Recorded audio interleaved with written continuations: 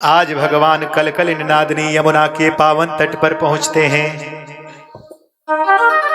और बंसी बजाते हैं। आहा, कैसी बंसी बजाते हैं? बंसी की धुन ऐसी है जो ब्रज 84 कोस में गूंज रही है और ब्रज 84 कोस में रहने वाली गोपियों को ऐसा लगता है मानो बंसी के माध्यम से भगवान मेरा नाम पुकार रहे हैं। आहा, जो गोपी जिस कार्य में व्यस्त है उसी कार्य को छोड़ करके चल पड़ी कृष्ण से मिलने। वर्णन आता है एक गोपी आंखों में काजल लगा रही थी और जैसे ही बंसी की धुन सुनी तो एक आंख में काजल लगाया, दूसरे में लगाया ही नहीं, ऐसे चल पड़ी। एक गोपी अपने पति को भोजन परोस रही थी, बंसी की धुन सुनी, इतने बीच में पति ने कहा, अरे देवी, इसमें तुमने दाल में नमक नहीं डाला है क्या? जरा नमक ले आओ। तो कहते हैं देना चाहिए नमक, और दे दिया शक्कर। क्योंकि जब तन कहीं होगा मन कहीं होगा तो गड़बड़ तो होएगा ही, पक्की बात। समस्त गोपियां, एक गोपी अपने बच्चे को दूध पिला रही थी। कहते हैं जैसे ही बंसी की धुन सुनी सो बच्चे को वहीं छोड़ दिया, चल पड़ी कृष्ण से मिलने। हजारों की तादाद में चारों तरफ से गोपियां दौड़ी चली आ रही हैं भगवान के पास में यमुना तट पर। सुखदेव जी महाराज कहते हैं परीक्षित, भगवान गोपियों को देख करके मुस्कुराए और उनका स्वागत किया। स्वागतम भो महाभागा प्रियम कीं करवाणि वा ब्रजस्यानामयं कश्चित् ब्रूता गमन कारणम।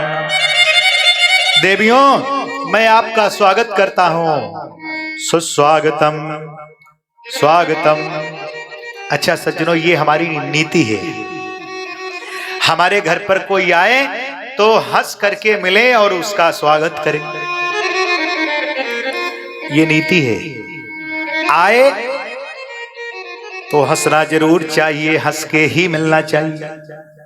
पता नहीं जी बाहर वो कौन कौन से द्वंद्व को सहन करके आया है, क्यों? तो आए तो हंसे और जाए तो फिर रोना चाहिए। लेकिन सज्जनों, मैं अपने जो हमारे निजी भक्त हैं, प्रेमीजन हैं, मैं उनसे कहता हूं भाई आप तो हंसते रहो, रो मत। बोले क्यों? महाराज, लेकिन इस संयोग को खत्म नहीं किया जा सकता है, क्योंकि संयोग में अगर प्रसन्नता है तो फिर वियोग में दुख होगा जरूर।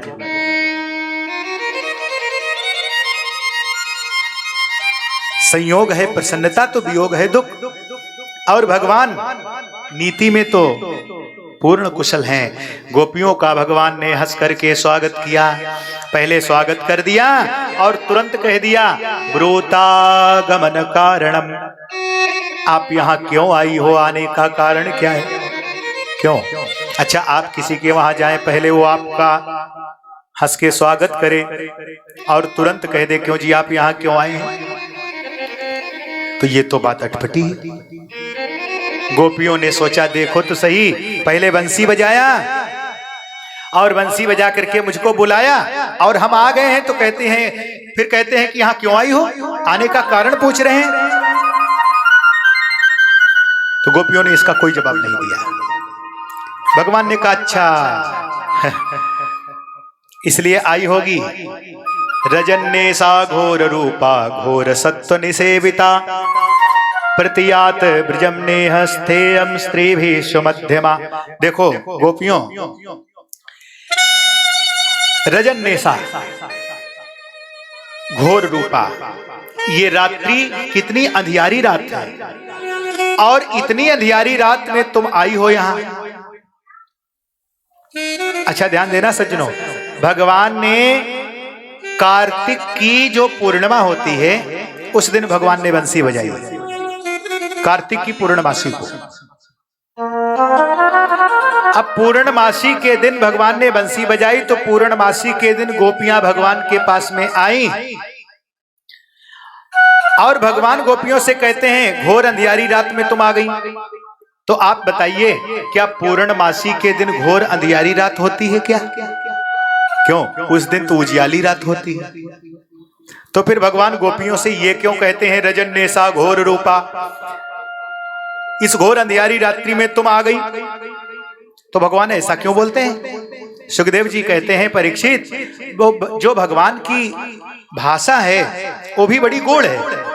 भगवान कहते हैं हे देवियों, तुम स्त्री हो और किसी भी स्त्री को रात्रि में कहीं नहीं जाना चाहिए, चाहे वो उजियाली रात ही क्यों न हो।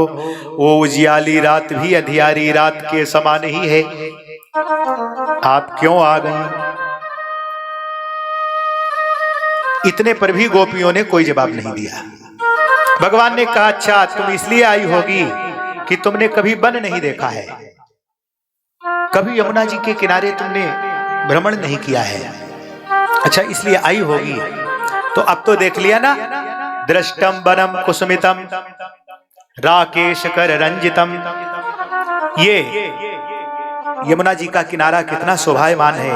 यमुना जी की जो रेत है, यमुना जी के घाट को ऐसे सुंदर बनाए हुए है जैसे मोतियों से घाट को सजाया गया है। और सुनो, ये राकेश चंद्रमा कैसे वन को शोभायमान बना रहा है। गोपियों, प्रकृति का दृश्य कितना ही अद्भुत है। अब तो ये सब देख लिया ना, अब तुम सब लोग अपने अपने घर को जाओ। गोपियों ने कहा हे प्रभु अब हम बिल्कुल नहीं जाएंगे। परीक्षित ने कहा गुरुजी ऐसा भगवान क्यों करते हैं?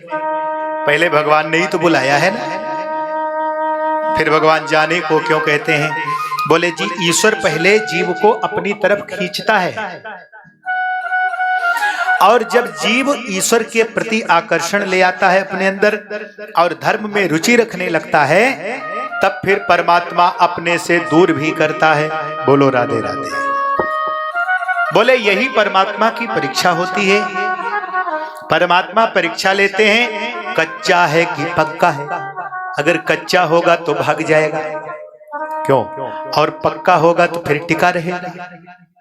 गोपियों ने अपनी असमर्थता व्यक्त की है प्रभु हम नहीं जा सकते हैं। क्यों? क्योंकि अब तो बस आपके सिवा मेरा दुनिया में कोई नहीं है। बोलो राधे राधे। भगवान ने कई प्रकार से गोपियों को भेजने की कोशिश की, बहुत कुछ उपदेश दिया, पतिव्रता स्त्री का भी निरूपण किया।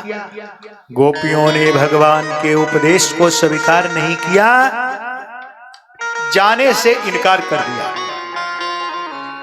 परीक्षित, जब भगवान ने देखा गोपियों के अंदर समर्पण स्टेज है, जब भगवान ने गोपियों के साथ में रास किया, दोए दोए गोपी बिच बिच माधव, जितनी गोपी उतने कृष्ण, गलवैया दे करके भगवान नृत्य कर रहे हैं।